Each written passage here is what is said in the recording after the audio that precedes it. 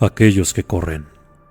Es importante entender que la Gran Confederación no es una organización benevolente, tampoco es particularmente malvada, no está construida para ser buena, aunque ciertamente se esfuerza por serlo, no está construida para ser mala, aunque muchas de sus leyes y políticas han sido distorsionadas para realizar actos de una crueldad impactante. Está construida principalmente para perdurar, para erigirse como un baluarte contra el barbarismo y la anarquía, y en ese sentido es asombrosamente efectiva. En su perdurabilidad, la Confederación ha adquirido milenios de costumbres, rituales y tradiciones que siguen la estela de su majestuoso paso a través de los siglos.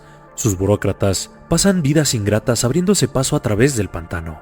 Se podría argumentar que, por muy superfluas que parezcan muchas de estas tradiciones, sirven para darle a la institución una cierta inercia que la mantiene tan firme como cualquier tratado o amenaza de armas. Es una de nuestras tradiciones más antiguas la que nos preocupa hoy, y su curiosa historia con uno de los miembros más recientes de la Confederación. Cuando la humanidad finalmente rompió los límites de su modesto imperio y se dio a conocer en la institución más estimada de la galaxia, les contamos nuestra curiosa tradición.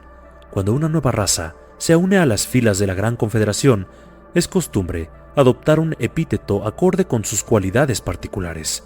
Cada nombre es un motivo de orgullo. Habla de la historia de una raza, no solo de la de sus civilizaciones, sino de su evolución misma, lo que le dio la fuerza para arrastrar desde el pantano de la vida básica hasta las estrellas. Los nombres no son complejos y siguen un esquema básico. Los Flau, braquiadores cuyas torres esbeltas alcanzan casi tan alto como sus ambiciones, se convirtieron en aquellos que escalan. Los Modoror, firmes que crecieron de rebaños nómadas a ciudades itinerantes y a flotas de vagabundos blindados, tomaron el nombre de aquellos que deambulan con fuerza. La mente colmena telepática de los Rikitik, trabajando en perfecta sincronía, adoptó el nombre de aquellos que son uno. Es una tradición tonta como tantas otras, pero al igual que muchas otras, en ella habita una curiosa verdad. Un nombre es una promesa después de todo, y un guerrero de aquellos que mueren gloriosamente probablemente caerá luchando por poco más que mantener la reputación de su especie. Más que nada, muestra las cualidades de las que una raza se siente más orgullosa o a las que más aspira.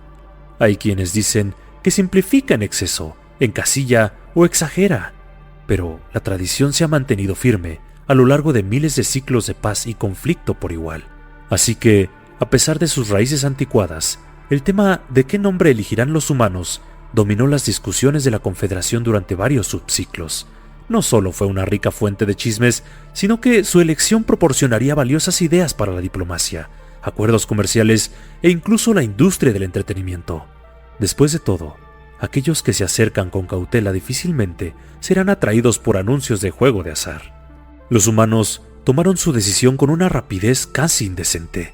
Después de solo un puñado de ciclos, su representante tomó su lugar en el Senado de la Confederación para ser formalmente incluido entre nuestras filas. Llámenos, dijeron, aquellos que corren. Fue un título que reavivó los chismes durante siglos venideros. Biológicamente tenía sentido. Los primates erguidos ciertamente estaban hechos para correr, no con ninguna velocidad en particular, pero con un trote casual que parecía servirles para sus propósitos. Pero ¿había otros 1000 nombres que podían haber elegido? ¿Qué clase de especie se nombra a sí misma por su cobardía? ¿Qué clase de promesa es esa? Los ciclos siguientes solo sirvieron para reforzar esa opinión. Los terranos demostraron ser una raza inusualmente adversa al conflicto. Donde otros luchaban, ellos negociaban. Donde otros se apoderaban, ellos cedían terreno. Cuando se veían forzados a pelear, colocados entre el martillo y el yunque, siempre lograban escabullirse y encontrar algún tipo de resolución pacífica. Este comportamiento les ganó muchos amigos, pero pocos aliados.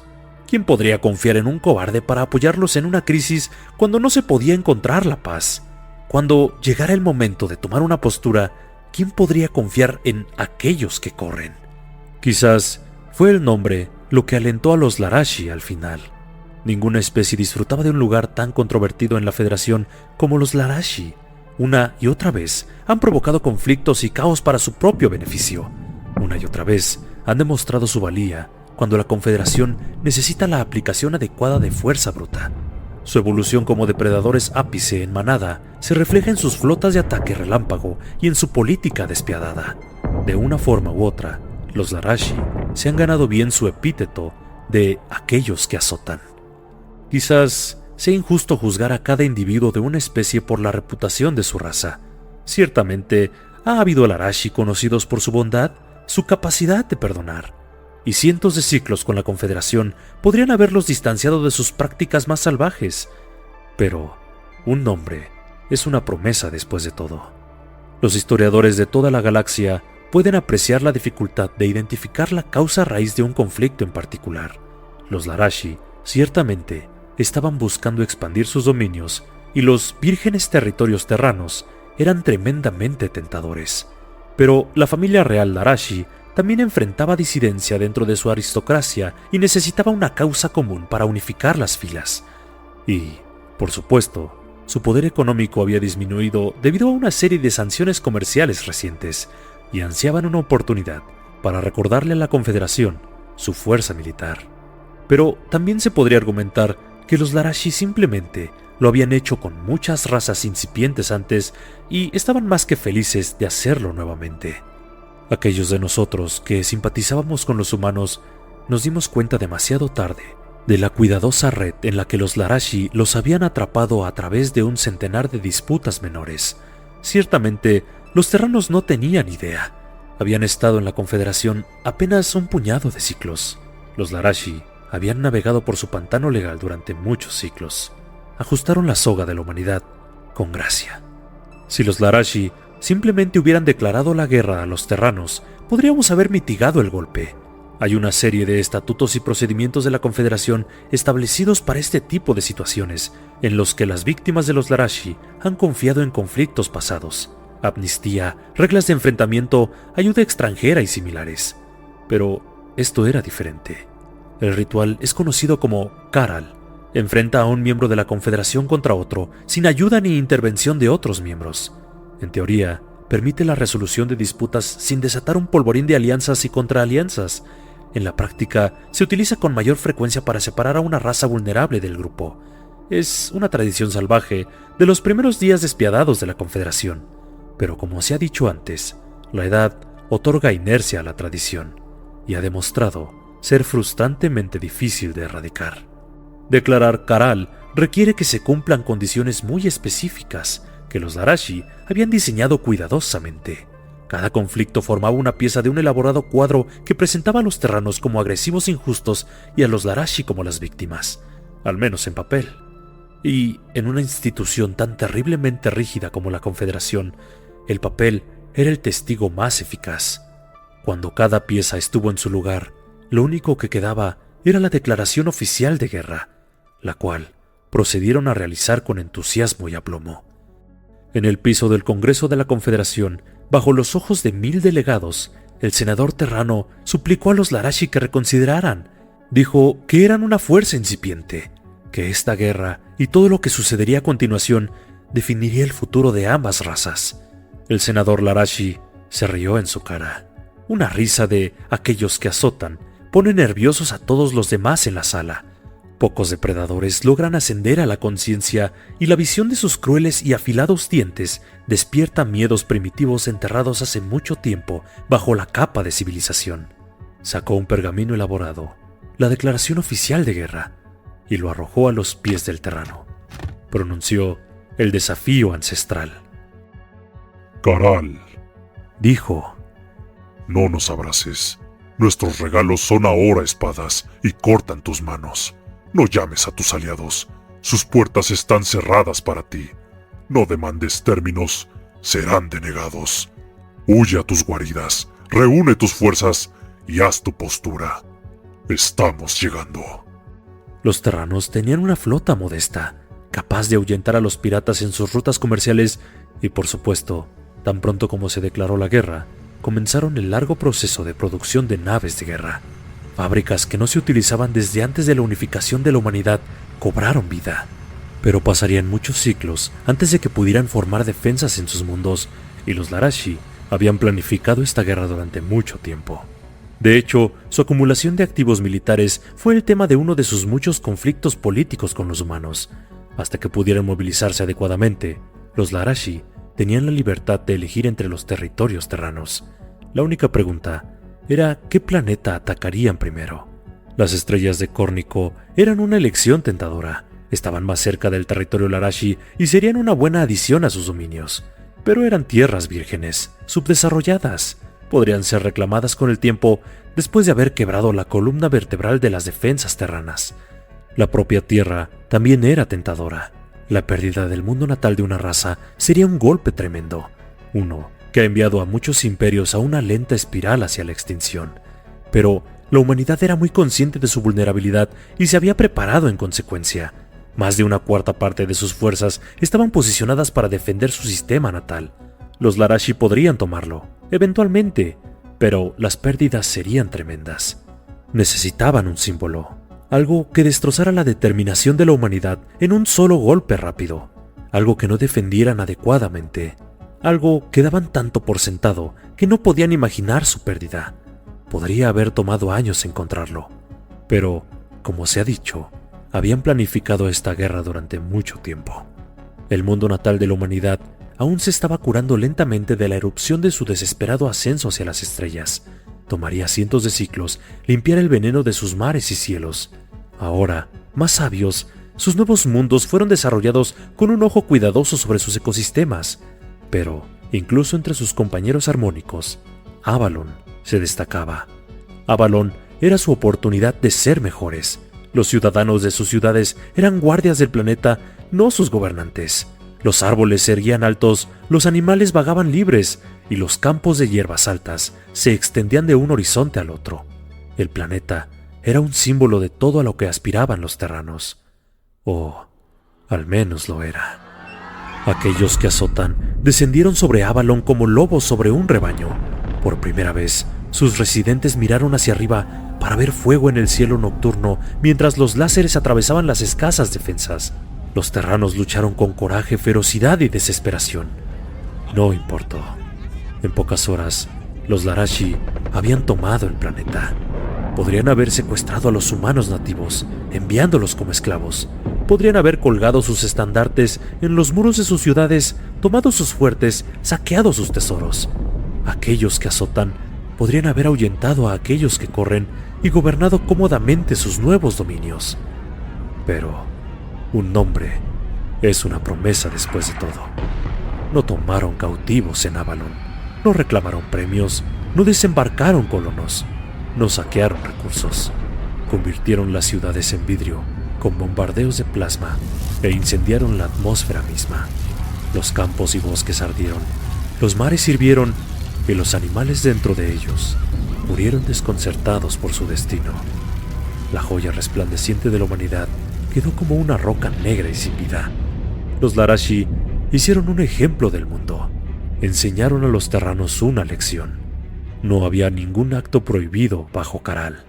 La única esperanza de supervivencia de la humanidad residía en la rendición incondicional. El contraataque era inevitable. Los Larashi habían herido a la humanidad profundamente. Habría una única represalia furiosa, desatando su dolor, pero sería la furia de una bestia herida. El siguiente golpe sería más débil y el siguiente aún más débil. Aquellos que azotan habían evolucionado a partir de depredadores mortales, atacando los flancos de presas más grandes hasta que colapsaban. Este tipo de guerra era su segunda naturaleza. Así que el salto humano a la fortaleza Larashi de Bakalat no fue en absoluto inesperado. Tampoco lo fue su ferocidad. Sin embargo, la magnitud del ataque merecía un comentario. El ejército terrano era una cosa insignificante, estirado al máximo para cubrir sus flotas mercantes. Pero ahora era el turno de Bakalat de mirar hacia el cielo nocturno mientras se llenaba con 1000 nuevas estrellas. No eran guardianes de las flotas mercantes, sino la flota misma. Transportadores de cargas, naves mineras, remolcadores, ahora montados de manera rudimentaria con cañones rotativos giratorios, cañones de riel de un disparo y misiles baratos. Los Larashi, orgullosos fetichistas guerreros de la élite militar, aprendieron un término humano ese día: técnicos. También aprendieron la efectividad de armas que no son armas, Pistolas de remaches, cortadoras de plasma y taladros mineros parecen apenas práctico para los propósitos de la guerra. Pero cuando un crucero de batalla Larashi es rodeado por media docena de naves con cargadores vacíos y bobinas de railgun quemadas, cargados contra la presa más grande para atacar sus flancos, el argumento falla casi al mismo tiempo que los tanques de combustible. Bakalat era un planeta fortificado. Sus fuerzas eran formidables, sus capitanes experimentados, y en un solo subciclo habían caído a manos de aquellos a quienes habían despreciado como guerreros, a fuerzas que nunca habían considerado una amenaza, a aquellos que corren. Esto, en sí mismo, no era extraordinariamente preocupante. La teoría militar Larashi es agresiva hasta el extremo. Tienen poca fe en la defensa. Habían perdido terreno, pero pronto lo recuperarían, y más aún. El espíritu terrano había sido quebrado. Tomarían el siguiente planeta con facilidad. Excepto que no lo hicieron. Enviaron su flota a Mede, el planeta mercantil, para devorar el mundo con 1000 bocas. Pero en Mede se atragantaron, se asfixiaron, ahogados por 10.000. Y ahora los terranos habían tomado Rakoshok, la despensa de los Larashi. Intentaron un audaz ataque relámpago en Porte, la estación central de teletransportación terrana, para paralizar sus fuerzas. Pero en Porte fueron rechazados. Y luego los humanos reclamaron los astilleros de Berikene, y los Larashi se encontraron paralizados. Quemaron a los técnicos en masa, pero ahora los humanos estaban fabricando verdaderos acorazados, más rápido de lo que nadie podría haber imaginado, y eran terroríficos. Los Larashi eran maestros de la guerra. Se habían burlado de los buques mercantes toscamente armados, pero ahora podían apreciar estas nuevas naves con el ojo de un experto. Trazaron las líneas crueles y elegantes de las proas, admiraron los motores, envidiaron los escudos que desestimaban su fuego, temieron los láseres abrasadores que desgarraban los suyos. En cada campo de batalla, los Larashi miraban esas naves y medían su propia destrucción en Erx. En el piso del Congreso de la Confederación, el senador Larashi pidió una nueva moción. Su porte seguía siendo orgulloso, su mueca inquebrantable, pero había una vacilación en él, una incertidumbre que no había estado allí antes. Llamó al senador terrano al piso. Dijo que esta guerra le había costado a ambas facciones, y los Larashi habían demostrado su punto. El ritual Karal sería cancelado. Aquellos que azotan retirarían sus flotas, los terranos regresarían a sus sistemas, y 1000 subcomités de la Confederación se abalanzarían para proporcionar ayuda a las naciones devastadas por la guerra. Era un buen trato. Aquellos que corren se habían mostrado inesperadamente feroces en la batalla, y habían expandido considerablemente sus dominios a partir del conflicto. Pocas razas incipientes habían logrado mantener su posición contra aquellos que azotan, y ninguna de ellas había reclamado territorio en el proceso. Ya varias naciones ofrecieron su alianza a la pequeña raza, ansiosas por reclutar esas naves mortales para sus propios propósitos. Pero seguían siendo pequeños, una mera fracción de sus agresores, y ninguna cantidad de ingenio táctico o pura furia justificada podrían cerrar esa brecha. Aquellos que corren habían picado a la bestia y la habían desviado de su camino. Pero no podían esperar mantener su éxito contra los Larashi luchando por defender sus tierras natales. El trato que ofrecieron era la única opción real. Bajo los ojos de 1000 delegados, el senador terrano se acercó al Larashi. Sacó un pequeño trozo de tela de su uniforme. A medida que desplegaba lentamente el fragmento carbonizado, nos dimos cuenta de lo que era.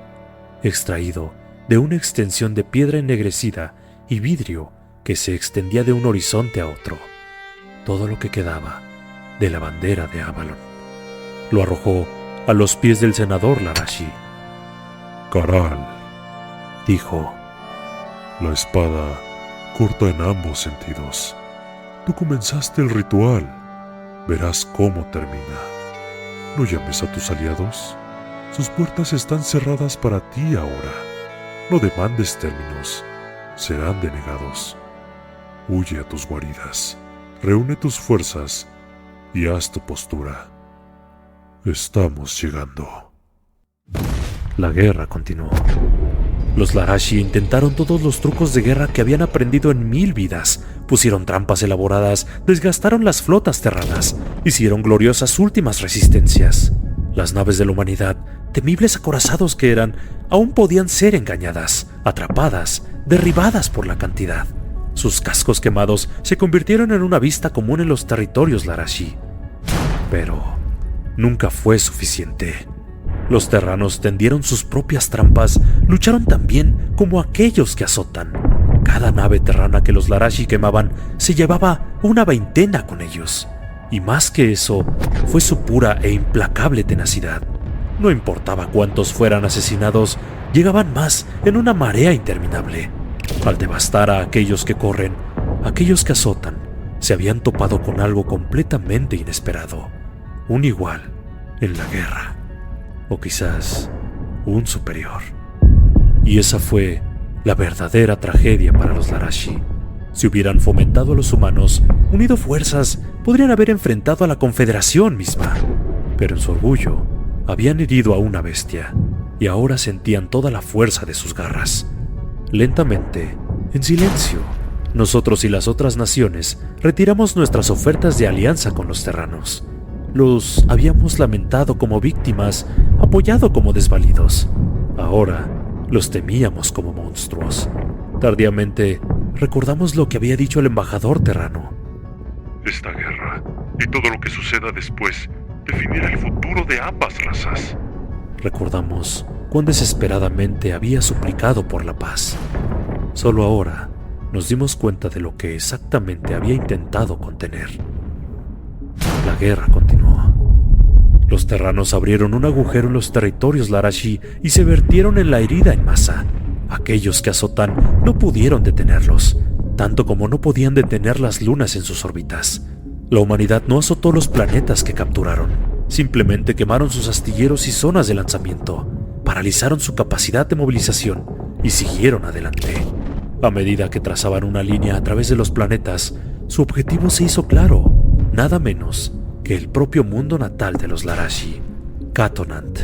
La historia de su caída amenaza con volverse repetitiva, un eco de cada batalla anterior que difiere solo en su tremenda escala.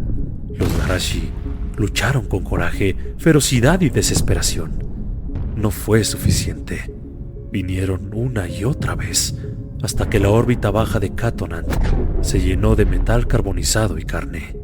Cuando amaneció en el antiguo mundo natal de los Larashi, el sol brillaba de manera irregular, filtrado a través de la densa neblina de los escombros de guerra, y amaneció bajo una bandera terrana.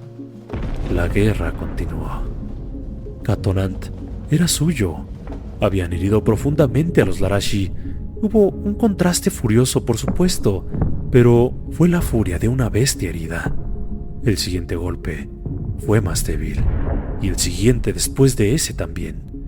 Ahora estaban desangrándose en una lenta espiral hacia la extinción. Pero los terranos no estaban dispuestos a esperar.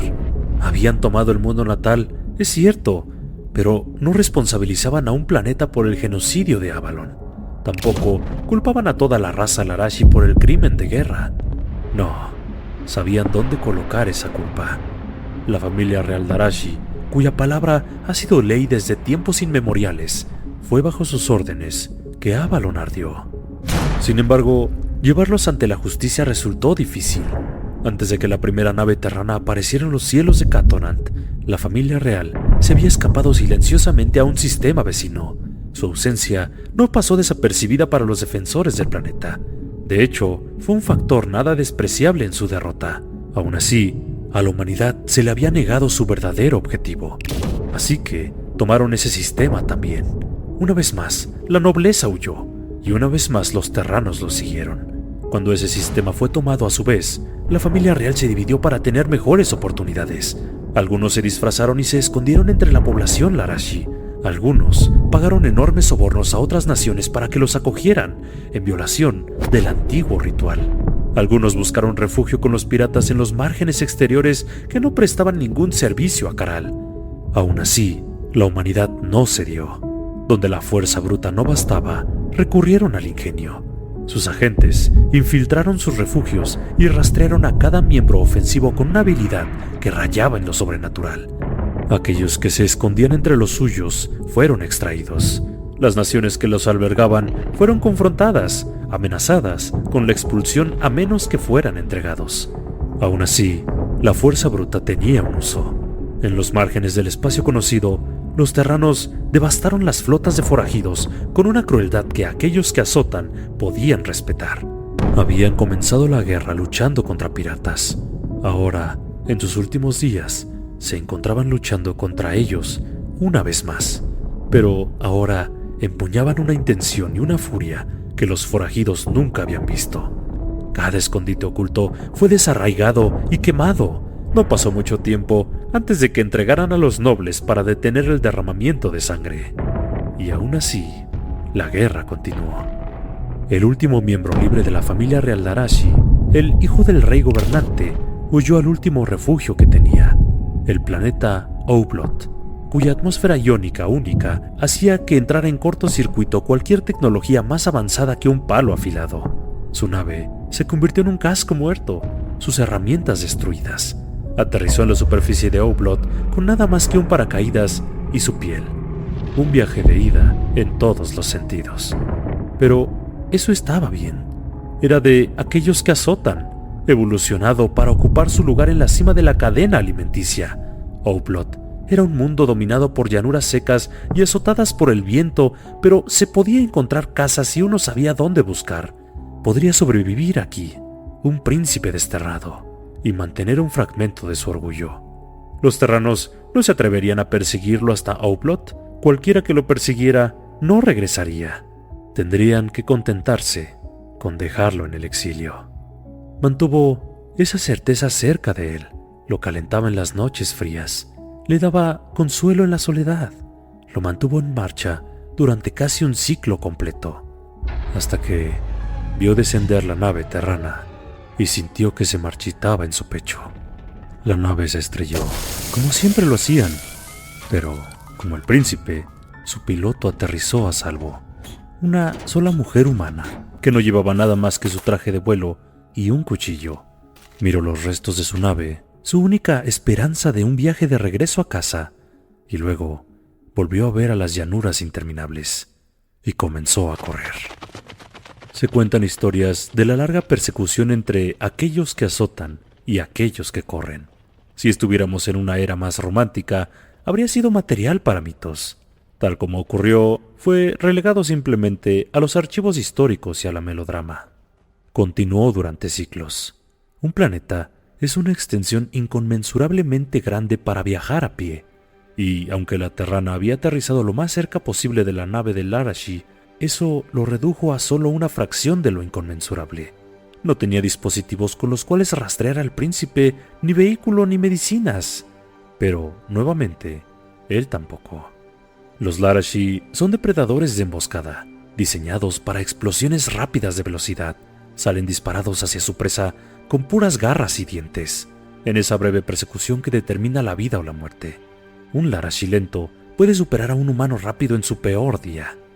Pero los humanos no están diseñados para explosiones de velocidad, están diseñados para la resistencia, un hecho del que el príncipe se dio cuenta lentamente durante su huida interminable.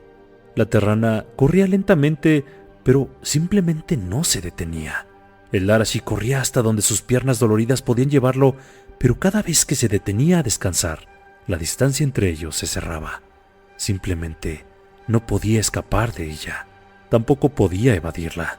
Usó los antiguos trucos de la naturaleza: cruzar rollos, evitar terrenos blandos, retroceder. Colocó trampas para la humana con todo el ingenio que pudo reunir. Pero nada funcionó. Ella podía rastrearlo por la inclinación de las ramitas, un olor en el viento. Ella veía a través de sus trampas, como si las hubiera colocado ella misma. Los terranos habían elegido a su cazadora con cuidado. El príncipe Larashi, depredador ápice que era, pronto aprendió un término humano: caza por persistencia. Tal vez si lo hubiera enfrentado directamente podría haberla derrotado. Al final, seguía siendo un asesino por naturaleza y ella no tenía nada más que un cuchillo. Pero su coraje se había desvanecido, su orgullo roto, su patria tomada, su nación conquistada. No podía esperar derrotarla más de lo que su especie podría haber derrotado a la de ella. Al final, todo lo que pudo hacer fue correr, y ella era mucho mejor en eso. La Terrana ocupaba cada momento de vigilia de sus pensamientos. Ni siquiera podía escapar de ella en sus sueños.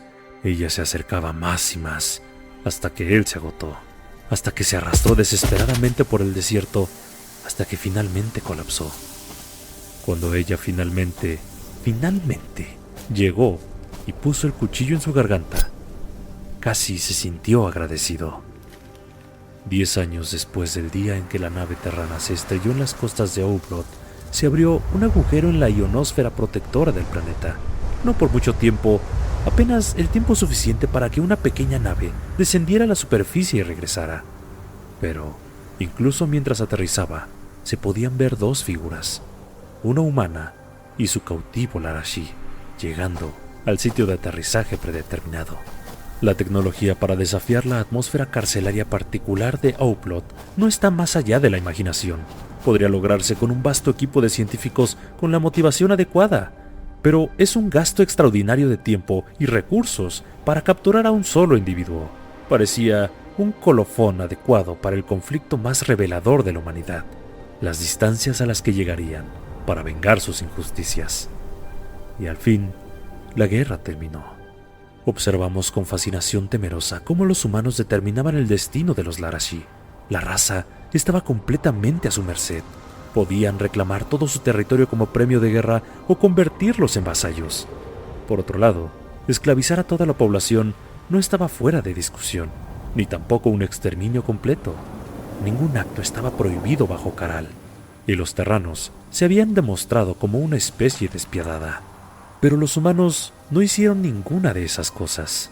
Encarcelaron a la familia real bajo crímenes de guerra. Fueron enviados a las ruinas de Avalon. Los humanos ya habían comenzado el arduo proceso de recultivar la vida en el planeta arruinado. Ya los primeros fagos básicos habían comenzado a crecer en medio del vidrio y la ceniza. Pasarían más de 5000 ciclos antes de que el planeta recuperara su antigua gloria. Pero los miembros de la realeza Larashi trabajarían la Tierra durante toda su vida para acelerar el proceso. La nobleza restante, aquellos con una conexión demasiado tenue para reclamar complicidad en Avalon, fueron reunidos en Catonant. Los Larashi, cuya dinastía real se remontaba ininterrumpida a lo largo de toda su historia registrada, aprendieron un término humano ese día: balcanización. Su poderoso reino se fragmentó en una docena de naciones menores cuyas pequeñas disputas y luchas internas socavarían cualquier intento de un frente unificado. Y así, aquellos que azotan ya no representarían una amenaza para ninguna raza. Tal vez algún día una personalidad lo suficientemente fuerte podría reunir los reinos una vez más, pero pasarían muchos ciclos en el futuro y lo pensarían mucho antes de atacar a los humanos nuevamente. En el piso de la Confederación, el senador Terrano presentó una moción que llevaba mucho tiempo en preparación. Dijo que la guerra había durado lo suficiente y habían demostrado su punto. Caral terminaría. Se podría brindar ayuda. Los 12 nuevos subdelegados Larashi no plantearon objeciones. En las horas posteriores, tuve la oportunidad de reunirme con el embajador Terrano durante un refrigerio. Si su especie apenas hubiera ganado el conflicto, podría haber sido rodeado por admiradores y aduladores. Pero su arrollador asalto había generado más miedo que respeto, y por eso se sentó solo. Reuní valor y me acerqué a él. Él, a su vez, dio la bienvenida a la compañía. Eres más valiente que la mayoría, dijo. Antes éramos débiles y teníamos muchos amigos, pero ahora somos fuertes y preveo un futuro solitario. ¿Puedes culparnos? Dije. Nunca podríamos haber imaginado de lo que eran capaces. No hemos tenido que ser guerreros durante mucho tiempo, pero nunca olvidamos cómo un nombre es una promesa después de todo. Aquellos que corren. No exactamente. Fue una mala traducción de un dispositivo defectuoso. Para cuando nos dimos cuenta del error, parecía demasiado trivial para corregirlo. ¿Una mala traducción? Él sonrió, y por primera vez noté los dientes afilados en las comisuras de su boca.